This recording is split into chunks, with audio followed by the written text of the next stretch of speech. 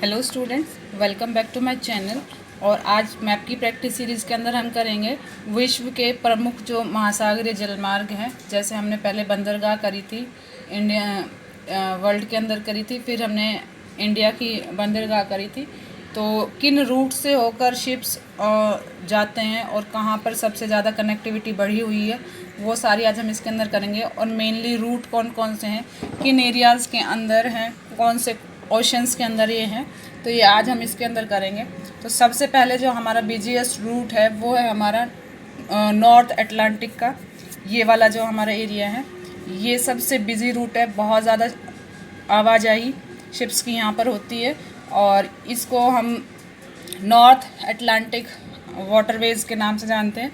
तो ये हमारा उत्तरी अटलांटिक जलमार्ग और विश्व का सबसे व्यस्त, सबसे बिजी ये रूट है। और जो ये पश्चिमी यूरोप इस एरिए को और कनाडा और यूएस को जोड़ता है यहाँ पर। ये पश्चिमी यूरोप, कनाडा और यूएसए का, इन दोनों के बीच में बहुत ज़्यादा कनेक्टिविटी है और इससे ही यहाँ पर बिज़नेस में बहुत ज़्यादा फ़ायदा होता है, क्योंकि टाइम की काफ़ी बचत हो जाती है।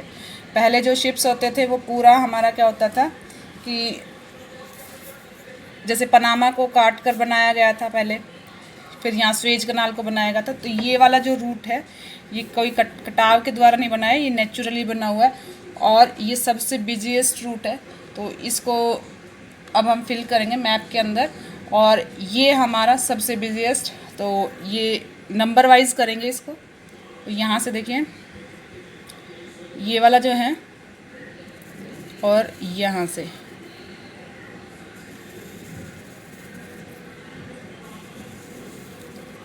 इसको थोड़ा डार्क कर लेंगे।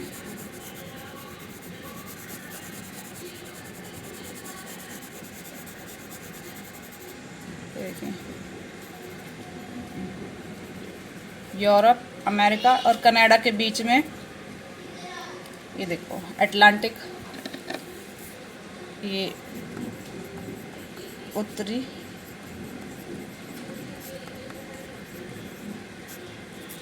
अटलांटिक जलमार्ग, ये हमारा नंबर 1।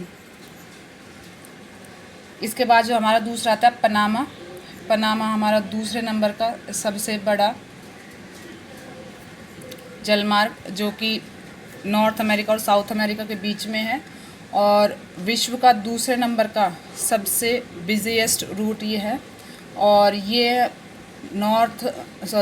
अमेरिका के पूर्वी भाग ये वाला और पश्चिमी तटों की दूरी इस नहर के होने से इस एरिया की और इस एरिया की दूरी कम हो गई यहाँ से कटाव करने के बाद, स्वेज नहर बनाने के पनामा नहर बनाने के बाद। क्योंकि पहले शिप्स को पूरा यहाँ से कवर करके साउथ अमेरिका के होते हुए और फिर यहाँ तक आना पड़ता था, लेकिन इस जलमार्ग के बन जाने के कारण ये कनेक्टिविटी काफ़ी बढ़ गई और टाइम की बहुत ज़्यादा बचत हो गई।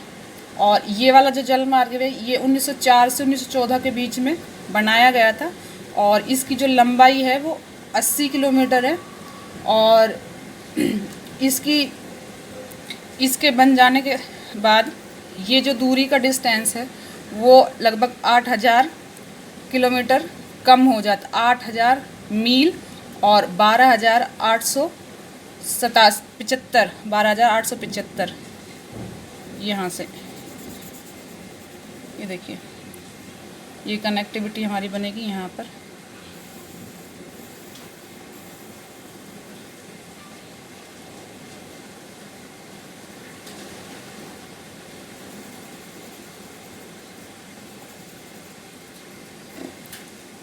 ये नंबर 2 पनामा।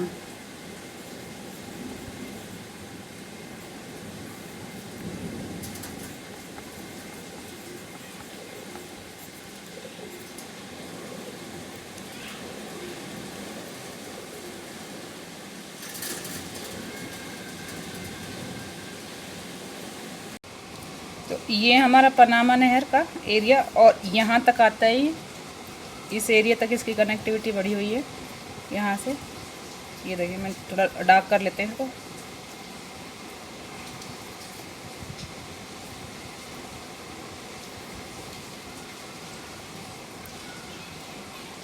ये हमारा पनामा नहर, और इसके बन जाने के बाद जो ये एरिया की कनेक्टिविटी है ये कम हुई है और यहाँ से ज़्यादा बढ़ गई है।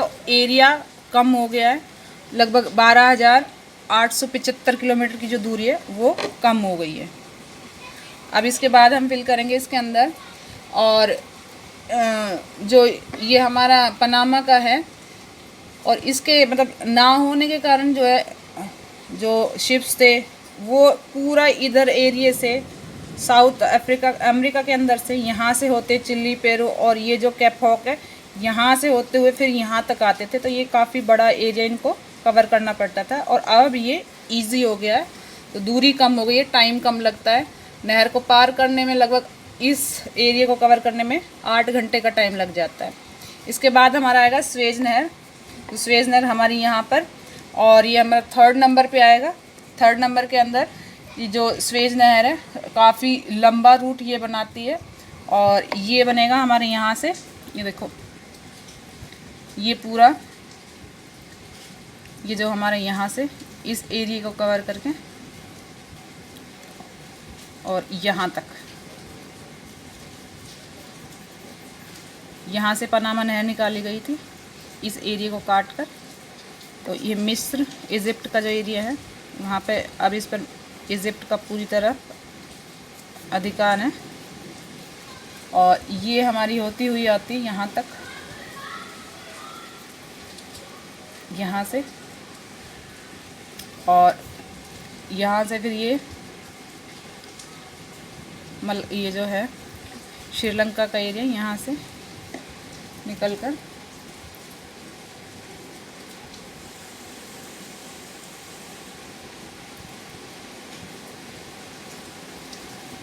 यहाँ तक आती है।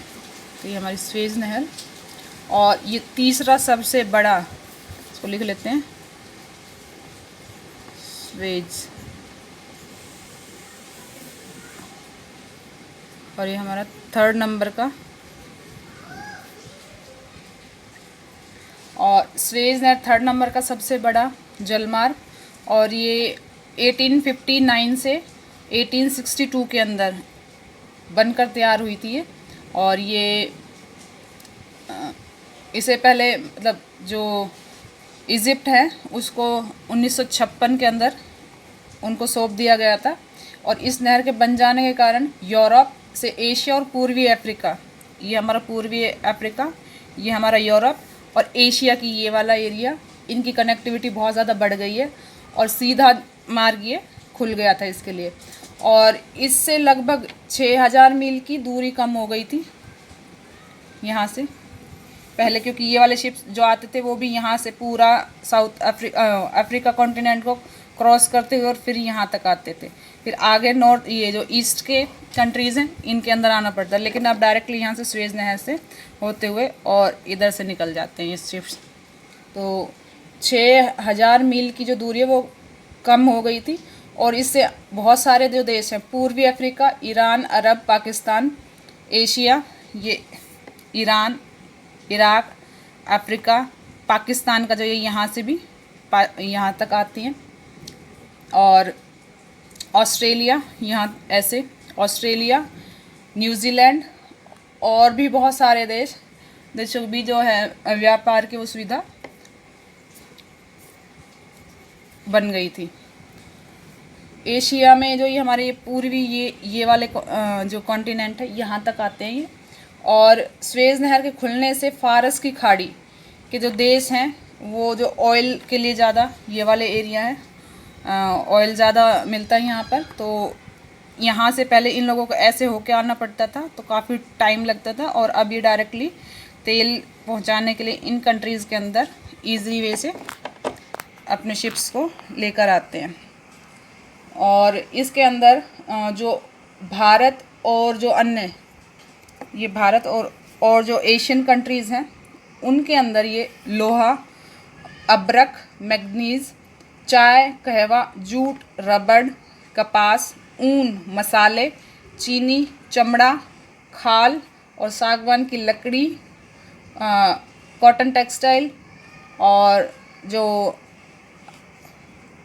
शिल्प के हस्तशिल्प के जो काम सामान होता है वो, और पश्चिमी यूरोप देशों से रासायनिक पदार्थ, मशीनें और दवाइयाँ, मोटर गाड़ियों के जो पार्ट्स होते हैं वो, और जो उपकरण होते हैं, वैज्ञानिक उपकरण होते हैं, उनको लाया जाता है इन एरियाज़ के अंदर से, यहाँ से। तो ये काफ़ी बड़ा रूट है और बहुत बिजी रूट है ये भी। तो ये हमारा 3rd नंबर पे आता है। और अब हम इसके अंदर फिल करेंगे जो हमारा 3rd नंबर का ये वाला एक और रूट बनेगा। ये देखिए जो स्वेज नहर का ये 3rd पे आता है हमारा। तो ये यहाँ से आगे इसकी कनेक्टिविटी बढ़ती जाएगी यहाँ से। अब इसके अंदर हम फिल करेंगे जो हमारा 4th नंबर पे आएगा, और ये भी काफ़ी बड़ा जो महासागरीय जलमार्ग है वो हमारा आएगा हिंद महासागर का, और भूमध्य हिंद महासागर मेनली इसका नाम है। तो इसको हम फिल करेंगे। और ये विश्व का सबसे लंबा, मतलब वर्ल्ड का ये सबसे लंबा रूट है। पहले इस रूट को बना लेते हैं और फिर करेंगे इसको।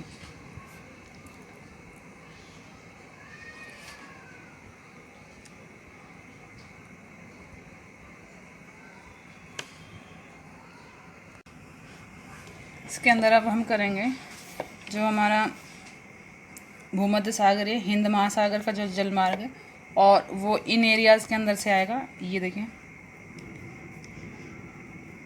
पश्चिमी देशों से होता हुआ और अफ्रीका के दक्षिण भाग से होते हुए ऑस्ट्रेलिया, भारत के हिंद महासागर से ऑस्ट्रेलिया, यहाँ पे देखें,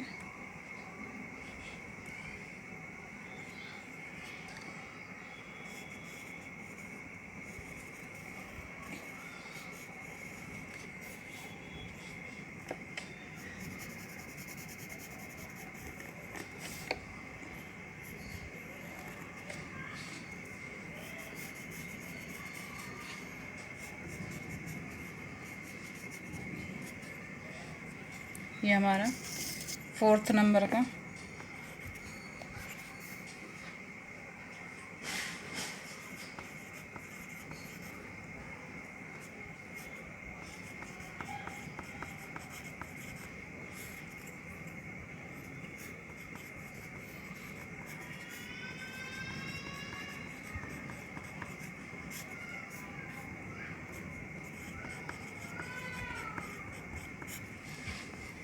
और इसके अंदर ये विश्व की जो सर्वाधिक जनसंख्या, सबसे ज़्यादा जनसंख्या वाले एरिया को ये कनेक्ट करता है, और सबसे लंबा व्यापार के लिए मार्ग है। ये जलमार्ग पूर्वी देशों से, यहाँ से पूर्वी देशों से पश्चिमी देशों को कनेक्ट करता है। ये जो हमारे एरिया, ये हमारे पूर्व के देश, ईस्ट एशिया के, और जो हमारे वेस्ट कंट्रीज़ हैं उनको कनेक्ट करता है ये। और औद्योगिक उत्पादों को लाया जाता है, जो इंडस्ट्रियल सामान है उनको ये यहाँ से, और यहाँ पे नॉर्थ एशिया के अंदर, साउथ एशिया के अंदर शिप्स के द्वारा लाया जाता है। इसके बाद हमारा आता है जो नॉर्थ पैसिफिक जल महासागर है, वो जो समुद्री मार्ग है वो इसके अंदर हम फिल करेंगे। तो ये हमारी कनेक्टिविटी बढ़ेगी यहाँ से, ये हमारा नॉर्थ, और ये यहाँ से होते हुए ये मलक्का की खाड़ी से, और फिर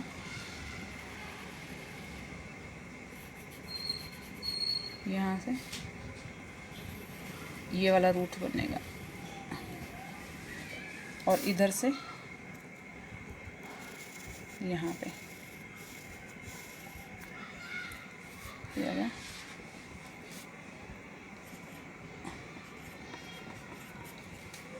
उत्तरी प्रशांत,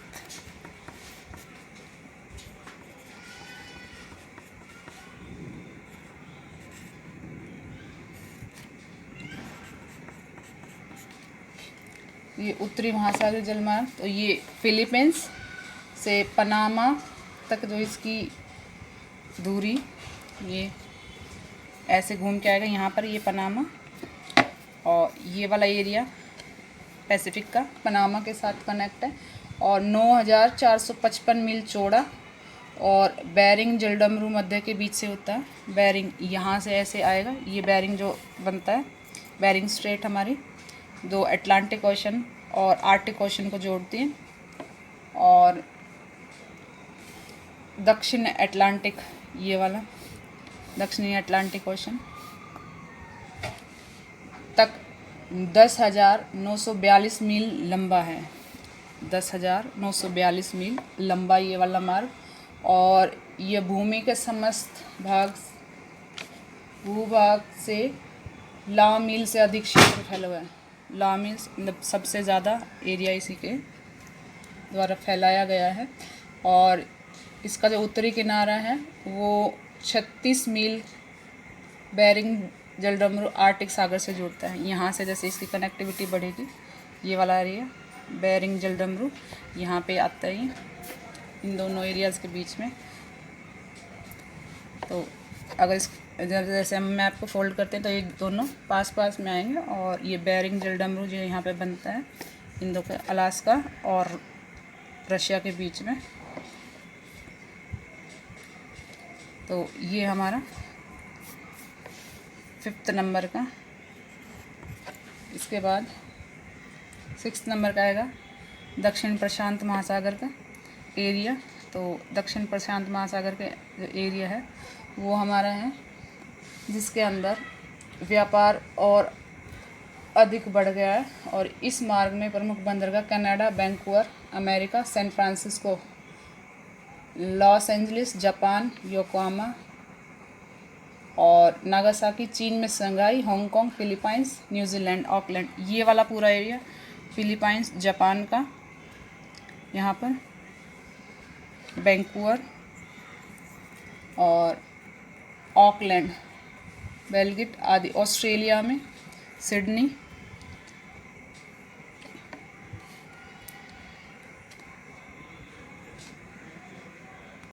ये हमारा गलती से हो गया, ये हमारा बनेगा जो प्रशांत महासागर जलमार्ग है, दक्षिण प्रशांत महासागर ये बनेगा।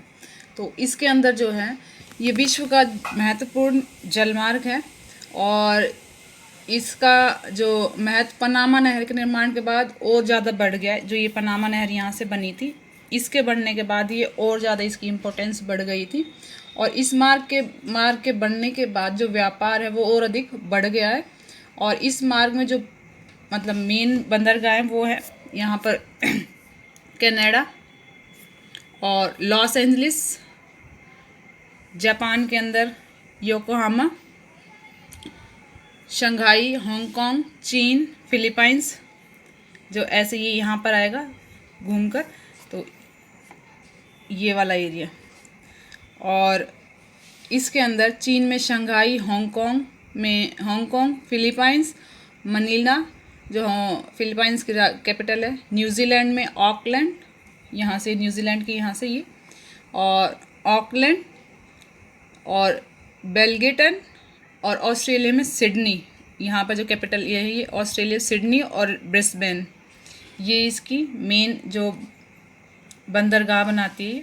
ये तो हमारा होएगा ये जो दक्षिण प्रशांत महासागर मार्ग, दक्षिण प्रशांत महासागर मार्ग। भूमध्य सागर बनेगा हमारा, ये वाला जो बनेगा यहाँ से हिंद महासागर का जो भूमध्य सागर है, ये हमारा हिंद महासागर यहाँ तक पूरा। और इससे जो हमारा रूट बनेगा यहाँ से ये वाला देखिए, श्रीलंका भी आएगा इसमें, और फिर यहाँ ये ऑस्ट्रेलिया यहाँ तक।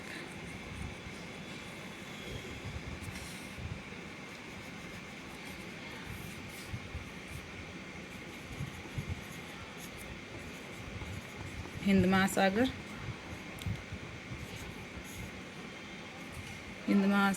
मार्ग। ये हमारा 5th नंबर का, सॉरी 6th नंबर का बनेगा।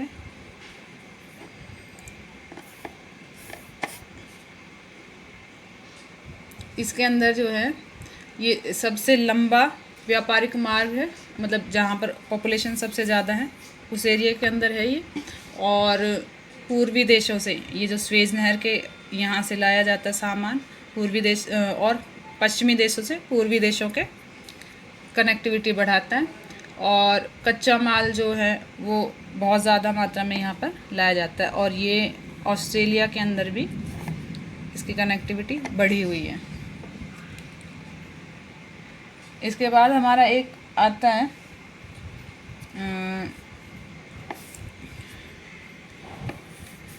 यहीं पर जो नॉर्थ अटलांटिक का है, वो यूरोप के इन देशों के ऊपर जो बिल्कुल टॉप में ऊपर है, यहाँ पर फ्रांस वगैरह के, तो यहाँ तक इसकी कनेक्टिविटी एक एरिया इसका ये वाला बनता है।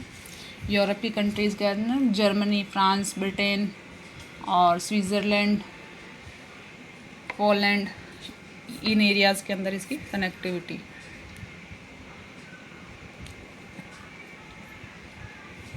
सेवन्थ नंबर का हमारा ये वाला होएगा। अब इसके बाद हमारा आएगा एक दक्षिणी अटलांटिक का जो है, तो दक्षिणी अटलांटिक का हमारा यहाँ से शुरू होएगा और ये पनामा नहर से यहीं से शुरू होकर कनेक्टिविटी बनाएगा। ये पूरा पेरू, चिली, कैप हॉर्न से यहाँ से होते हुए और ये वाला एरिया ब्राज़ील, अर्जेंटीना के एरिया के कनेक्टिविटी यहाँ से बनाता है। ये 7th नंबर का, तो ये हमारा है, ये देखिए 8th नंबर का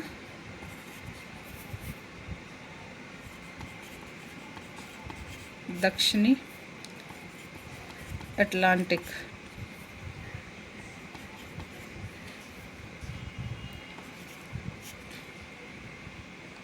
दक्षिणी अटलांटिक साउथ अमेरिका के अंदर, और इसके अंदर आज हमने बहुत सारे इम्पोर्टेंट रूट्स जो हैं ओशंस के अंदर वो डिस्कवर करे थे, और इन्हीं जलमार्गों के द्वारा ही अलग अलग कॉन्टिनेंट की खोज हुई थी। जैसे यहाँ से पोलैंड से जो लोग वास्को डी गामा पूरा ये इतना लंबा एरिया कवर करके और यहाँ पहुँचे थे, कलिकट जो हमारा केरला के अंदर है, और कैप्टन कुक जिन्होंने ऑस्ट्रेलिया की खोज करी थी, अमेरिका के रहने वाले।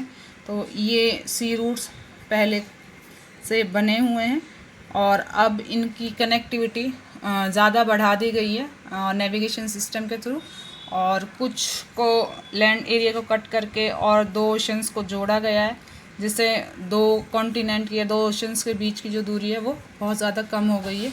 तो मेनली 2 तो हमारी ये बनाई गए हैं, स्वेज नहर और पनामा नहर, बाकी ये नेचुरली हैं और बहुत बड़े एरिए को ये कवर करते हैं। तो आज हमने इसके अंदर जो हमारे सी रूट्स हैं उनको किया है, और इजी है, ज़्यादा टफ नहीं है। तो ज़्यादा से ज़्यादा इसकी प्रैक्टिस करें मैप की, और इनके अंदर पूछे जाते हैं किन एरियाज़ को कौन सा जलमार्ग कनेक्टिविटी के लिए बनाया गया है, या कौन सारे किन एरिया के साथ जुड़ता है। और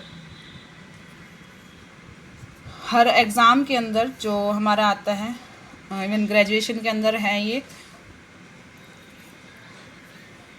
सी रूट्स को दिखाएं, एमए में भी आते हैं, एमए ज्योग्राफी में भी है ये। तो सी रूट्स मेनली ये पार्ट हमारा ज्योग्राफी का है, और इसकी जितनी ज़्यादा प्रैक्टिस हो सके करें, और चैनल को लाइक, शेयर, सब्सक्राइब ज़रूर करें। आज के लिए हम इतना ही रखेंगे। नेक्स्ट टॉपिक के अंदर हम कुछ नया टॉपिक डिस्कस करेंगे और मैप के अंदर उसको फिल करेंगे। Thank you so much.